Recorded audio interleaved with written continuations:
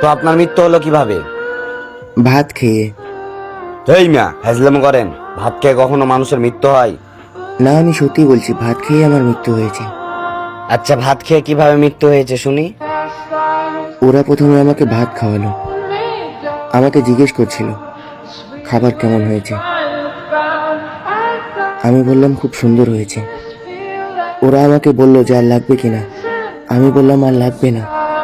তারপর ওরা আমাকে একটা রুমে নিয়ে গেল, আমার হাত পা বাঁধলো, তারপর স্টাম্প দিয়ে আমার গোপন অঙ্গে আঘাত করলো, রড দিয়ে মেরে